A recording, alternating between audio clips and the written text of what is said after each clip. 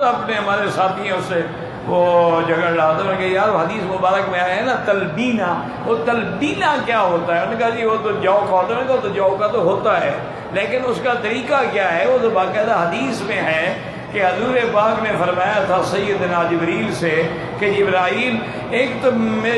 مجھ کو بڑی کمزوری اور ویکنس محسوس ہو رہی ہے، اور دوسرا مجھ پہ آج کل جو ہے حزن اور ہموم کا زیادہ حملہ ہے، غم کا، تو اس کا کیا علاج کیا جائے؟ انہوں نے کہا حضور آپ تلبینہ استعمال کریں۔ بی بی عائشہ پہ حضور کے لیے تلبینہ بناتی تھی، اور حضور نے فرمایا یہ تلبینہ جو ہے یہ تمام ہم اور غم کو مٹا دینے والی چیز ہے، اور دنیا کا کوئی بڑے سے بڑا ملٹی وٹامن قسم کا انجیکشن بھی اتنی فائدہ نہیں دیتا جتنا وہ تلبینہ دیتا ہے۔ تو میں بڑا پریشان تھا، مجھے حدیث مبارک نہیں مل رہی تھی، تو میں نے اپنے چھوٹی بچی سے کہا ایک سیکنڈ میں جناب ادھر ادھر سے آپ یہ دیکھو دادا، اب مجھے تو آتا نہیں نا، میں تو ٹیلی فون سن سکتا ہوں، بند کر سکتا ہوں، اس کے علاوہ میں نہیں جانتا۔ اچھا کبھی تو وہ مجھے بند کرنا بھی بھول جاتا ہے، کبھی سائلنٹ پہ لگا دوں تو کھولنا بھول جاتا ہے، اور کالیں آتی رہتی ہیں، لوگ کہتے ہیں وکیل صاحب بڑے آدمی ہو گئے سنتے ہیں، مجھے پتہ ہی نہیں تو سنوں گا کیا، مٹی سنوں گا۔ اچھا ایک تکلیف کی وجہ سے ڈاکٹروں نے منع کر دیا ہے کہ آپ ٹیلی فون کان پہ رکھ کے نہیں سن سکتے،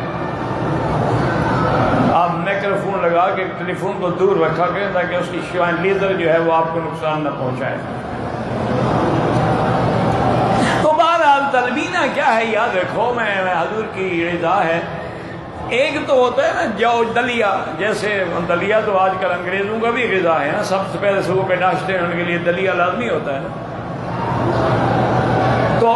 وہ جو حضور کا فرمان ہے وہ یہ ہے کہ جو ہو لیکن اس کو صاف نہ کیا جائے، جو اپنی اسی طرح اس کے نخل کے اندر ہو، یعنی اس کا اوپر کا چھلکا نہ نکالو، چھلکے میں رہنے دو، اسی کو پیس کے وہ آٹا بن گیا۔ اب اس کو پہلے تھوڑے سے پانی میں گرم کریں، گرم کرنے کے بعد وہ اس کی قوت جو ہے اس کے بعد پھر گرم دودھ کے اندر اس کو ڈال دیں، اور ایک چمچ جو ہے وہ شہد ڈال دیں، اور اگر شہد نہ ہو تو اجوا کھجور ڈال دیں 2-3 دانے، بس تلبینہ تیار ہو گیا۔ اور پھر یہ بھی یاد رکھیں کہ اب دنیا کی جو نئی تحقیق ہے اس نے بھی کہا ہے کہ جو حضور نے فرمایا ہے نا جو بغیر چھلا ہوا، بغیر صاف کیا ہوا، اس کو پیس کے اگر روٹی بنائی جائے تو شوگر ختم ہو جاتی ہے۔